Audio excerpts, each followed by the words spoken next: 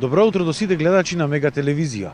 Ова утро се наоѓаме во дворот на противпожарната единица во Прилеп. Територијалната противпожарна единица од Прилеп изминатиот период имаше полни раце на работа. Според проценките од нова година до денес имале околу 80 интервенции. Со нас ова утро соговорник е командирот на територијалната противпожарна единица господинот Станко Колески. Добро утро господине Колески. Добро утро.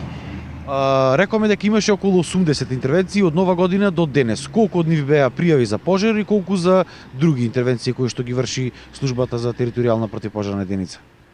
Па да, како што напоменавте, во периодот од 1.1. до денеска примени се вкупно 80 пријави за настанати пожари и други непогоди. Значи, нашата интервенција, и нашата единица интервенира не само на пријави на пожари, него и на голем број на други случувања, како што се сообраќајки, вадење на лица од длабочини, спасување од височини и така натаму. Значи, обемот на работа на пожарната не е само во гасењето на пожарите, него голем број други активности. Поголемиот број на овие пријави се пријави на објекти. Значи, овој период е период на пожари на објекти, претежно на оджачките канали. Меѓутоа, тоа не е една бројка за занемарување, затоа што големиот број на поголеми пожари токму настанале од пожарите на оджачките канали. Во овој период имаме 6 поголеми, позначителни пожари со поголема материјална штета, имаме дури еден со поголем број на повредени, имаме 6 лица, 6 граѓани повредени и еден пожарникар. Тоа беше настан со пожар, пропратен со експлозија од плинска боца, каде што имаше и поприлично голема материјална штета, меѓутоа за среќа не починати, само со полесни повреди помина лицата. Исто така во овој период имаме и поголем број на технички интервенции, односно имаме 2 интервенции на сообраќајни незгоди, потоа имаме 2 интервенции на испумпување на вода од поплавени подрумски простории и една интервенција имаме на спасување на мало дете, односно некаде околу 3-4 години, од паднато во канализациона мрежа, во цевка од канализациона мрежа, каде што со помош на одредена техника, односно опрема, го извлековме безбедно детенцето. Дали имаше пожари на отворено или сите беа во градот и во населените места? Во овој период, значи, немаме статистички гледано и на назад другите години, во овој период немаме пожари на отворени простори, сите пожари се на објекти. Сега имаме пожари на објекти и во градот и во населените места. Значи, ние покриваме територија на општина Прилеп, општина Долнен и општина Кривогаштани. Имаме неколку пожари со поголема материјална штета токму во овие 2 општини, значи Кривогаштани и Долнени. Рековте дека спасувавте еден интересен случај на дете од канализациона мрежа. За какви други интервенции, освен за пожари, ви се јавуваат граѓаните за помош?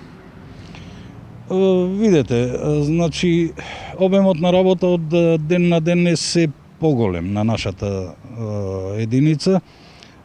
Добиваме разни, значи, повици во зависност од тоа колку имаме опрема, значи колку можеме да одговориме на целата таа работа, излегуваме на терен и помагаме на сите оние случаи кои што ќе бидат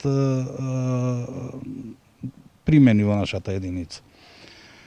Па има случаи кога се јавуваат, минатата година имаме еден специфичен случај каде што кажуваат дека му влегла змија во дневната соба, меѓутоа ние не сме опремени за една таква работа, ги препратуваме до институциите кај што треба да бидат, и на сите други интервенции, значи, мислам, пријави, излегуваме и колку што можеме помагаме. Често животот на пожарникарот е ставен во опасност, така беше и последниот случај со плинската боца кога имавме и повреден пожарникар. Дали имате доволно опрема за да ги заштитите животите на пожарникарите и колку често вршите обуки на доградување? Да, значи секојдневно се врши обука на пожарникарите, секојдневно се вршат вежби. Еве и денеска можете да видите дека имаме една вежба и обука на екипата што е денеска на работа. Меѓутоа, околу опременоста, значи се трудевме во овој период во последниве 2 до 3 години да ги опремиме пожарникарите колку е можно подобро. Значи, видете, опремувањето на еден пожарникар е премногу скапа работа, меѓутоа во зависност од животот и работата која што треба да ја завршат, мислам дека не треба да се штеди тука пари и се трудевме да ги опремиме. Значи, едно оддело, комплет оддело за еден пожарникар е некаде околу 1700 евра. Значи, заштитно дело, додека пак работно дело кое што го носат секојдневно се движи со помала цена, меѓутоа треба и такво да има и такво да има. Значи ние се трудеме пред се гледаме да имаат сите заштитни одела. Покрај тоа што се прилично скапи, гледаме да бидат заштитни. Да ги имаат сите заштитните. Што се однесува до техниката, значи тука е големиот проблем што работиме со застарени возила. Едно возило имаме 38 години стар. Други две возила имаме со по 30 години старост. Меѓутоа сепак ги одржуваме во добра кондиција, ги исправни во секој момент се, значи не дозволуваме да имаме некој вакуум простор, меѓутоа сепак се работи исто за многу скапа опрема, за многу скапи возила. Како пример само ќе ви кажам, едно навално возило некаде кошта од 200 до па и нагоре 1000 евра. Значи се работи за многу скапи возила и опрема. Додека пак скалите, овие противпожарни скали, се движат некаде од 700.000 евра па нагоре. На човечки живот нема цена. Да, се сложувам со таа работа, меѓутоа токму тоа, значи одржувањето, опремувањето, значи се потрудив на минативе години, значи последниве 5 години донесовме 2 навални возила, со што во секој случај го подобривме старосната граница на возниот парк се подобри. За оваа година имаме планирано да набавиме барем едно теренско возило, значи ни фалат теренските возила за пожари на отворен простор. Токму тако оваа година сакаме, размислуваме за да набавиме, па понатаму ќе видиме како ќе се одвиваат работите. Што се случи со набавката на она мало возило за малите улички каде што овие големи камиони, да ја кажеме, не можат да влезат? Значи, размислувањата се уште важат за него, меѓутоа тука можеме една комбинација да направиме, доколку го набавиме ова возило што е за отворени простори. Можеме да го користиме и за таквите улички, значи кај нас можеме да ги користиме, значи двонаменски можеме да го користиме тоа возило. При една од последните интервенции имавте проблем со Евана, односно со неисклучувањето на струјата и нивното достанање од 45 минути.